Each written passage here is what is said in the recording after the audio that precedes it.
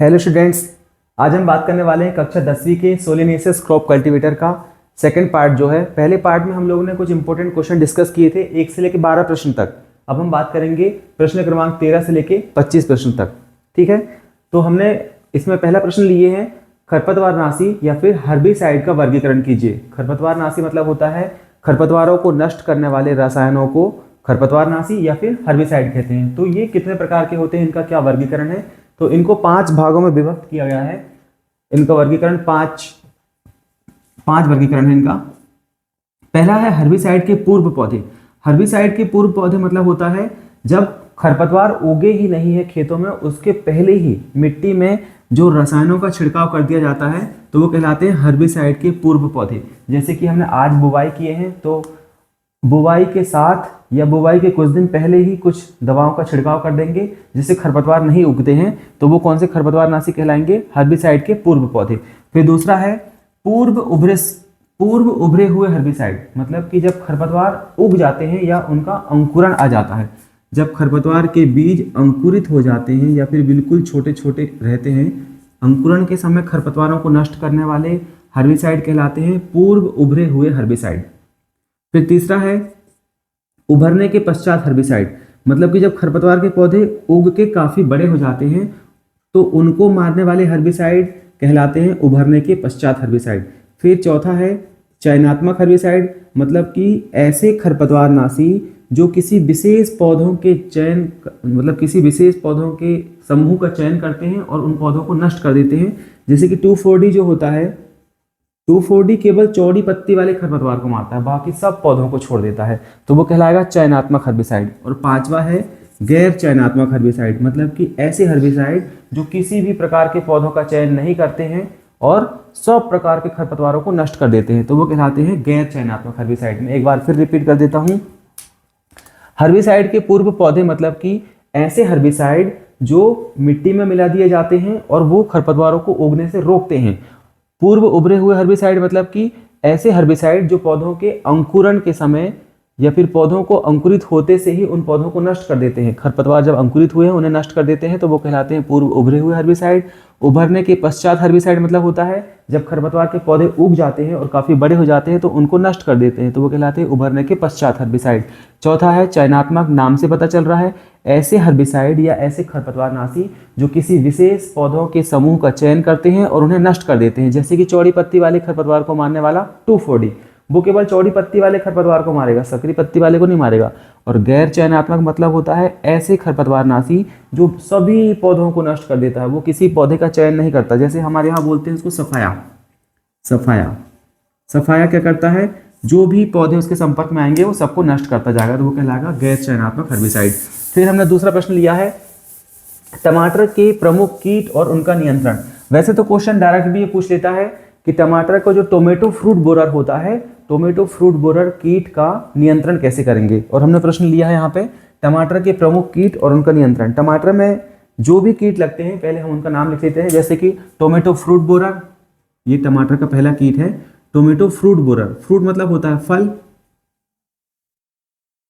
और बोरर मतलब होता है उसमें छिद्र करने वाला। ऐसा कीट जो टमाटर के फलों में छेद करके खाता है तो उसे बोलते हैं टोमेटो फ्रूट बोरर।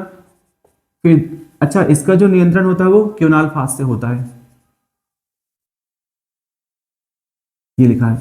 मैं आपको सारे कीट पढ़ाने के बाद एक की पॉइंट बताऊंगा, आपको एक ऐसा तरीका बताऊंगा जिसमें आप सभी प्रकार की सब्जियों के कीटनाशक का नाम इस्तेमाल कर सकते हैं, याद कर सकते हैं। देखिए हमने पढ़ा था अभी खरपतवारनाशी, मतलब खरपतवारों को नष्ट करने वाली रासायनिक दवाएं खरपतवारनाशी कहलाती है, कीट को नष्ट करने वाली दवाई कीटनाशक कहलाती है। तो चाहे टमाटर में लगे वाले कीड़े मारना हो, बैगन के कीड़े मारना हो या फिर मिर्च के कीड़े मारने हो, सब्जियां चाहे कोई भी हो, कीटों को नष्ट करने वाली दवाई कहलाएगी कीटनाशक। जैसे हमने बोला अभी टमाटर में जो टोमेटो फ्रूट बोरर लगा है उसको नष्ट करने के लिए हम कौन सी दवाई डाल रहे हैं, तो क्योनाल फास डाल रहे हैं।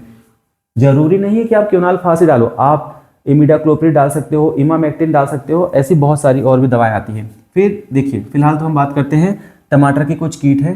तो टोमेटो फ्रूट बोरर, एक होता है एफिड, एफिड को माहू भी कहते हैं,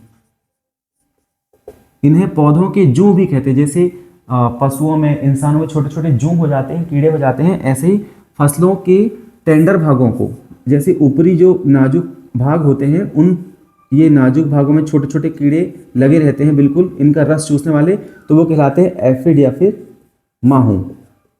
इनका काम होता है ये पौधे के रसीले भागों में चिपके रहते हैं, वहाँ का रस चूस लेते हैं और वहाँ पे चिपचिपा पदार्थ छोड़ देते हैं, शहद जैसा चिपचिपा पदार्थ, तो वहाँ पे फिर चींटी और चींटे चढ़ते हैं और फिर पौधे को नष्ट कर देते हैं। तो ये हो गया दूसरा कीट माहू। तीसरा है व्हाइट फ्लाई। व्हाइट फ्लाई मतलब होता है सफ़ेद मक्खी। सफ़ेद मक्खी का काम होता है रोगों को फैलाना। सफ़ेद मक्खी का मुख्य काम होता है जो भी फसलों में रोग लगे हैं तो रोगों को फैलाना। फिर है छोटा पत्ता, एक कीट का नाम ही है छोटा पत्ता।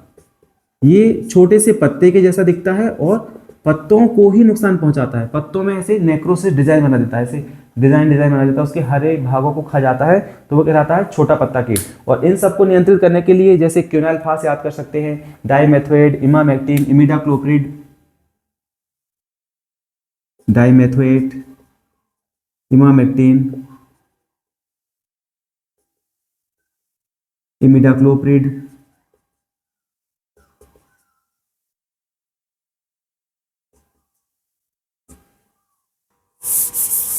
और फिर जैसे छोटा पत्ता को नष्ट करना है तो हाइड्रोक्लोराइड, हाइड्रोक्लोराइड। देखिए मैं फिर रिपीट कर रहा हूं, कीट चाहे कोई भी हो, टमाटर के हो, बैगन के हो, मिर्च के हो, चाहे किसी भी फसल के कीट हो, कीटों को नष्ट करने के लिए जरूरी नहीं है कि आप क्विनालफास, डाइमेथोएट, इमामेक्टिन याद करें। आप इंडोसल्फान, देखिए यहां मैं लिख देता हूं पहले से ही, इंडोसल्फान, इमामेक्टिन,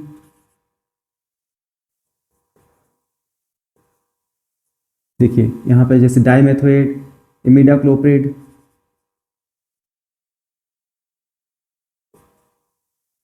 इनमें से ये 2-3 कीटनाशक, ये कीटनाशक के नाम है कॉमन वाले, ये आप लोग लिख लेंगे कॉपी में। ये कॉमन कीटनाशक के नाम याद कर लो। अब वो चाहे प्रश्न पूछे बैगन के कीट, मिर्च के कीट, टमाटर के कीट चाहे वो कोई भी पूछे, आपको इन कीटनाशक से उन कीटों का नियंत्रण लिख देना है। फिर है अगला प्रश्न, बैगन के प्रमुख कीट और उनका नियंत्रण। बैगन में जो कीट लगते हैं उनके नाम लिख लेते हैं पहले, जैसे कि फ्रूट बोरर। अभी जैसे टमाटर में लगा था, टमाटर के लिए टोमेटो फ्रूट बोरर, ऐसे ही बैगन के लिए लगेगा फ्रूट बोरर। फ्रूट मतलब होता है फल, बैगन के फलों को खाने वाला फ्रूट बोरर। और वैसा ही एक कीट होता है सूट बोरर। सूट मतलब होता है तने को खाने वाला।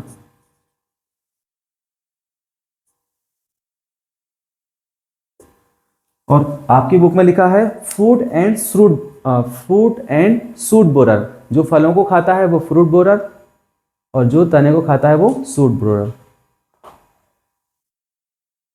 वो फ्रूट बोरर और सूट बोरर दोनों एक ही कीट है, हमने अलग अलग लिख दिया है क्योंकि जो फलों को खाएगा वो फ्रूट बोरर हो जाएगा और जो तने को खाएगा वो सूट बोरर हो जाएगा। और फिर है लीफ हॉपर। लीफ मतलब पत्ती और हॉपर मतलब कि पत्ती को खाने वाला। अभी हमने यहाँ पे कुछ कीटनाशक के नाम लिखे थे, जैसे endosulfan, emamectin, imidacloprid. Fruit borer, suit borer, leaf hopper, कोई भी कीट लगा हो, ये बैगन के कीट अपन ने लिखे हैं, इन सब को नियंत्रित करने के लिए इंडोसल्फान, इमिडाक्लोप्रिड, इमामेक्टिन, कुछ भी किसी का भी छिड़काव आप इसमें कर सकते हैं। तो इनमें सब में मैं एक बार और बता देता हूँ, जैसे इंडोसल्फान, ये कीटनाशक के नाम है, इमिडाक्लोप्रिड,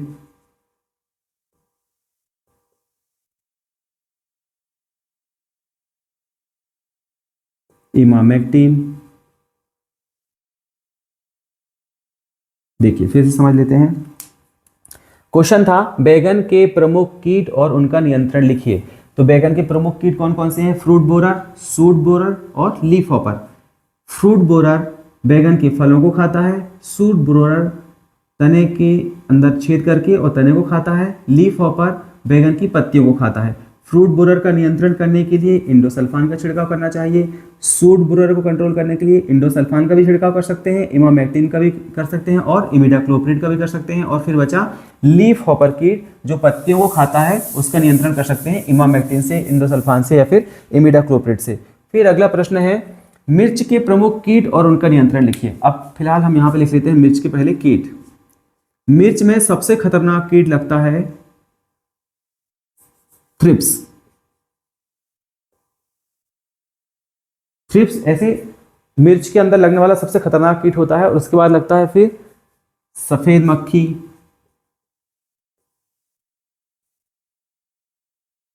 सफेद मक्खी का चाहे वो किसी भी फसल में लगती हो उसका काम होता है रोग फैलाना, और थ्रिप्स का काम होता है वो उसके पौधे के रस को चूस कर और उसमें रोग फैलाना और उसको कमजोर कर देना। फिर लगता है एक एफिड।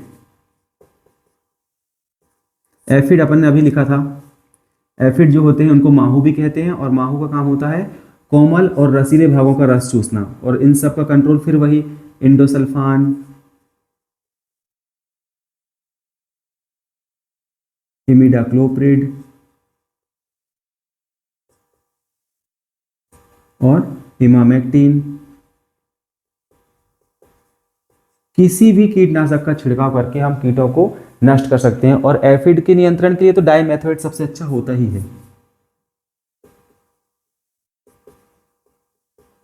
ये किसी भी फसल में कभी भी जब एफिड लगता है तो डाइमेथोएट का छिड़काव करके उसके एफिड को नष्ट कर सकते हैं। चलिए, ये तो होगा कीट। मैं एक बार और रिपीट कर देता हूँ।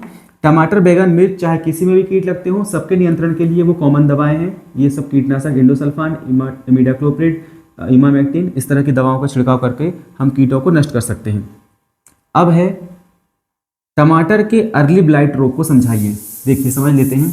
टमाटर में जो अर्ली ब्लाइट रोग लगता है वो लगता है कवक के कारण। टमाटर का अर्ली ब्लाइट हो चाहे आलू का अर्ली ब्लाइट हो, वो कवक के कारण लगता है, और इसमें पत्ती में धब्बे देखने को मिलते हैं। टमाटर का जो अर्ली ब्लाइट बीमारी है, अर्ली ब्लाइट तो सबसे ज़्यादा देखने को मिलता है आलू में, लेकिन प्रश्न पूछा है यहाँ पे उसने टमाटर का अर्ली ब्लाइट रोग को समझाइए। तो मैं बोल रहा हूँ कि टमाटर में जब अर्ली ब्लाइट रोग लगता है तो उसके लक्षण क्या होते हैं। खतरनाक लक्षण ये रहते हैं कि पत्ती में धब्बे देखने को मिलते हैं, छोटे छोटे ऐसे डॉट डॉट डॉट डॉट धब्बे देखने को मिलेंगे, और ये काले या फिर भूरे रंग के धब्बे होते हैं। और किसके कारण होता है, तो इसका रोग कारक कौन है, कवक। रोग कारक है कवक, और नियंत्रण क्या है, तो कवकनाशी। अगर आप अर्ली ब्लाइट का नियंत्रण करना चाहते हैं तो किसी भी प्रकार की कवकनाशी का छिड़काव कर सकते हैं। अब कवकनाशी में आप लोग बहुत सारी कवकनाशी एक साथ लिख देता हूं मैं, कॉमन वाली आप लोग लिख लेंगे तो ज़्यादा अच्छा रहेगा। मैंकोजेब, थीरम, कैप्टान, वाविस्टिन, ये इतनी सारी बहुत सारी कवकनाशी है। हम लोग फिलहाल अभी बोल रहे हैं कि टमाटर में मैंकोजेब का छिड़काव कर देंगे तो अर्ली ब्लाइट रोग से हम नियंत्रण पा सकते हैं। लक्षण क्या है, तो पत्ती में धब्बे देखने को मिलेंगे, काले और भूरे रंग के छोटे छोटे धब्बे देखने को मिलते हैं, तो वो अर्ली ब्लाइट बीमारी कहलाएगी, और ये कवक के कारण होती है। अगर फसलों में कवक का प्रभाव बढ़ गया है, अर्ली ब्लाइट बीमारी हो गई है, तो सबसे पहले वहाँ पे गुड़ाई करना चाहिए और पानी की सिंचाई करना बंद कर देना चाहिए। फिर है अगला प्रश्न, आलू की लेट ब्लाइट रोग को समझाइए। लेट ब्लाइट का मतलब होता, अर्ली मतलब होता, देखिए फिर से लिख देता हूँ आप में। अर्ली मतलब होता है जल्दी, अपन लोग बोलते हैं ना इंग्लिश में, मैं अर्ली मॉर्निंग उठ गया था। अर्ली मतलब जल्दी, और लेट मतलब कि बोलते हम लोग अरे आज मैं लेट हो गया, लेट मतलब कि देरी से। चलिए यही समझ लेते हैं। अर्ली ब्लाइट तो हो गया, समझा दिया। अब मैं बोल रहा हूँ लेट ब्लाइट। प्रश्न है लेट ब्लाइट। ये देखिए, आलू की लेट ब्लाइट रोग को समझाइए। मतलब कि आलू में जो बीमारी बाद में आती है, अर्ली ब्लाइट के बाद में जो बीमारी आती है वो लेट ब्लाइट कहलाती है। और इसके कारण लक्षण क्या है, इसका पहले लक्षण देख लेते हैं। इसके कारण पौधा सूख जाता है, पौधे का सूखना, जमीन में लेट ब्लाइट के कारण जो लक्षण देखने को मिल रहे हैं, पौधे का सूखना, पौधे का जमीन में गिर जाना, तो इस तरह से लेट ब्लाइट जो सबसे भयंकर बीमारी होती है। अर्ली ब्लाइट तो चलो फिर भी ठीक है, उसका नियंत्रण कर सकते हैं, लेकिन लेट ब्लाइट ज़्यादा फैलने वाली बीमारी है। हमने एक प्रश्न लिया भी है, लेट ब्लाइट और अर्ली ब्लाइट में अंतर। अभी मैं जब अंतर समझाऊंगा तब आप समझ जाएंगे। लेट ब्लाइट जो होती है सबसे भयंकर होती है, अर्ली ब्लाइट थोड़ी ठीक ठाक है, मतलब कि ठीक बीमारी तो कोई भी ठीक ठाक नहीं होती। अर्ली ब्लाइट में नुकसान कम होता है और लेट ब्लाइट में नुकसान ज़्यादा होता है। इसका नियंत्रण करना थोड़ा सरल है।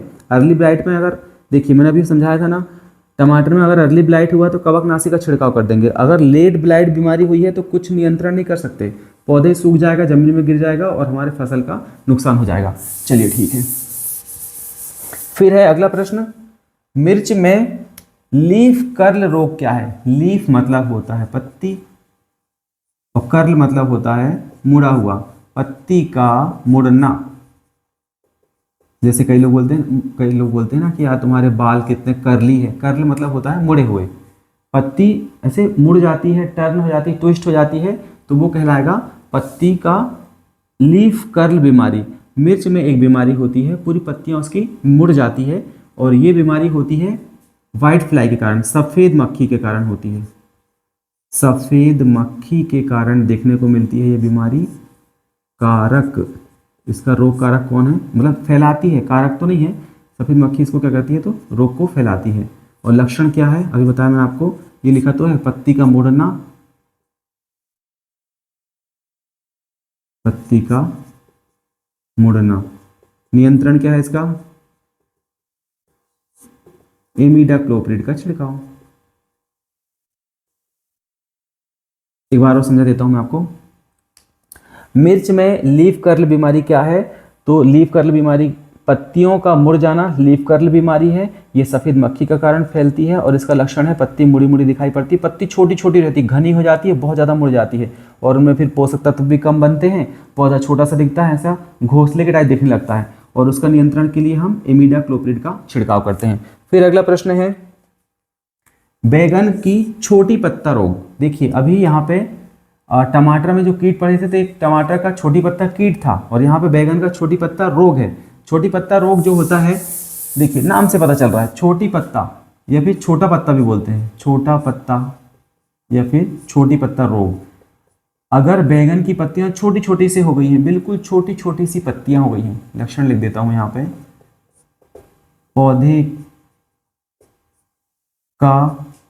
पौधे की ऊंचाई कम हो जाना, पौधे की ऊंचाई कम हो जाना, पत्ती छोटी छोटी हो जाना, पौधा बौना हो जाना, और उत्पादन तो बिल्कुल भी नहीं, उत्पादन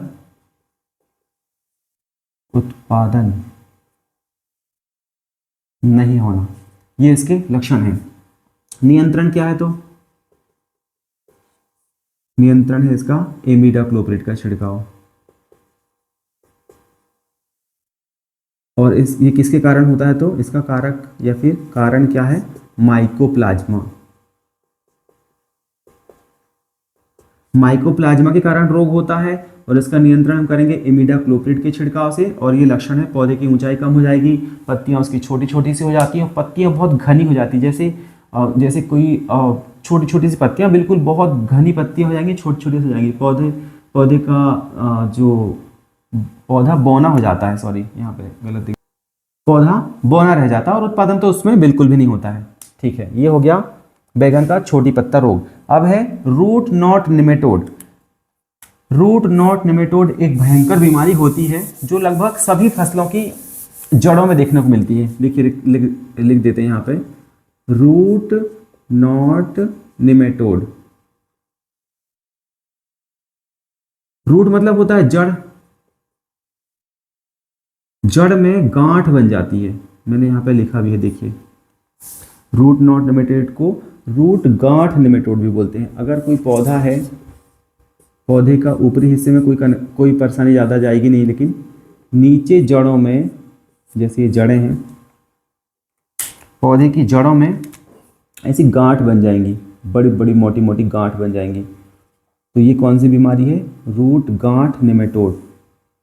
ये गांठ बन जाएंगी तो जड़ें जो पोषक तत्व और पानी ले रहे थे ना, ये पानी और पोषक तत्व, पौधा जड़ से पानी और पोषक तत्व लेता है, तो पानी और पोषक तत्व को वो अपटेक नहीं करने देगा, फिर ये पौधा जो है पानी और पोषक तत्व नहीं ले पाएगा, तो पौधे की वृद्धि रुक जाएगी, पौधा फिर कमजोर पड़ जाएगा और पौधा फिर बाद में मर जाता है। तो रूट गांठ निमेटोड जो है जड़ों में होता है, और जड़ों में मोटी मोटी गांठ बन जाती है, जिसके कारण पौधा पानी और पोषक तत्व को अवशोषित नहीं कर पाता है, और बाद में पौधा सूख के मर जाता है। तो इसका नियंत्रण क्या है? तो निमेटिसाइड का छिड़काव, ये लिखा है, निमेटिसाइड का छिड़काव करना चाहिए। जैसे कीटों को नष्ट करने के लिए कीटनाशक का छिड़काव, खरपतवार को नष्ट करने के लिए खरपतवार नाशी का छिड़काव और निमेटोड को मारने के लिए निमेटिसाइड का छिड़काव करना चाहिए। फिर है, ये आपका फेवरेट क्वेश्चन आ गया है, आपका तो नहीं पर परीक्षा का फेवरेट क्वेश्चन है, लेट ब्लाइट और अर्ली ब्लाइट में अंतर।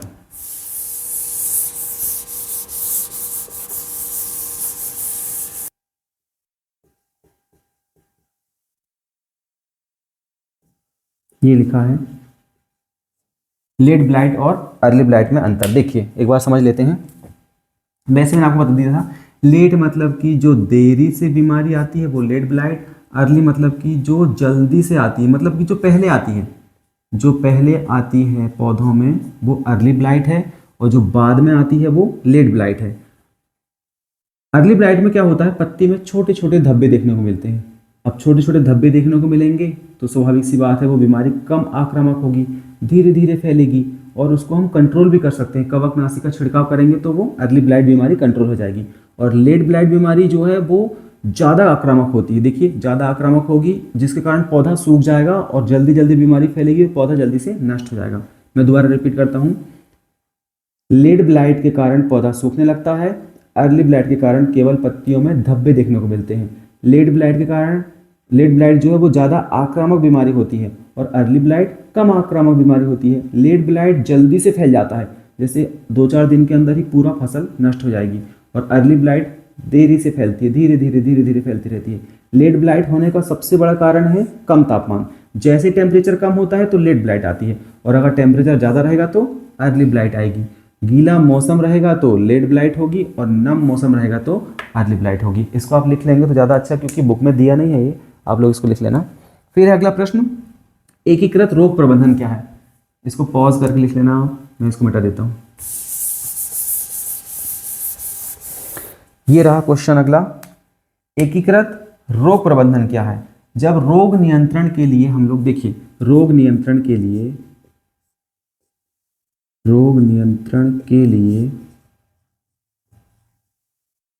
लगभग सभी विधियों का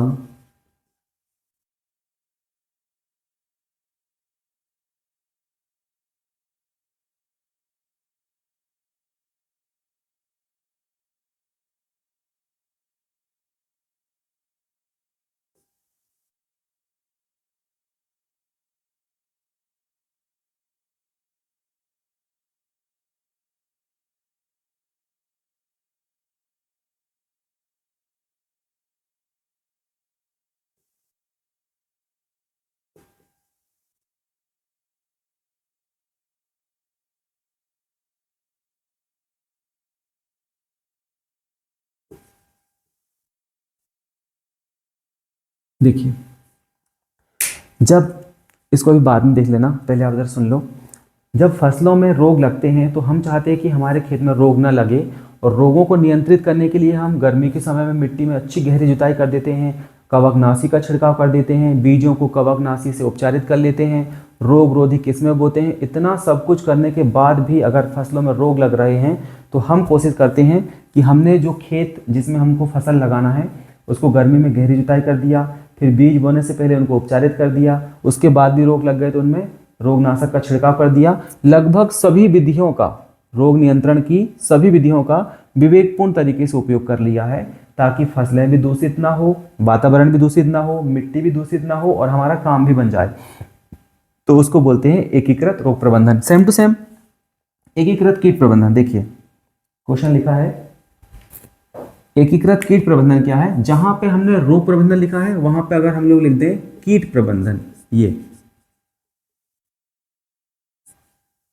जहां पे रोग लिखा है अगर वहां पे हम लोग कीट लिख दें, जैसे एक एग्जांपल लिख देते हैं यहाँ पे, कीट नियंत्रण की कितनी विधि है? भौतिक विधि,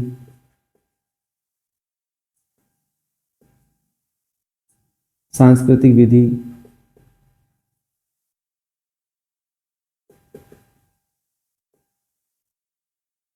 जैविक विधि,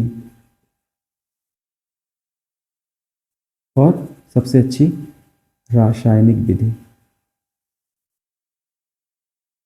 देखिए, कीटों को नियंत्रित करने के लिए हम कीटनाशक का छिड़काव तो करते ही हैं, कीटनाशक का भी छिड़काव कर दिए, फिर हमने भौतिक विधि का भी उपयोग कर लिए, जैविक विधि का भी उपयोग कर लिए, सांस्कृतिक का भी उपयोग कर लिए। इससे क्या होगा, फसलें दूषित भी नहीं होंगी, मिट्टी दूषित नहीं होगी, वातावरण भी दूषित नहीं होगा, उत्पादन भी ज़्यादा अच्छा होगा। और ये सब पूरा एक साथ कीट नियंत्रण की सभी विधियों का एक साथ विवेकपूर्ण तरीके से उपयोग करना, ताकि वातावरण भी दूषित ना हो, फसल उत्पादन भी अच्छा हो, तो वो कहलाएगा एकीकृत कीट प्रबंधन।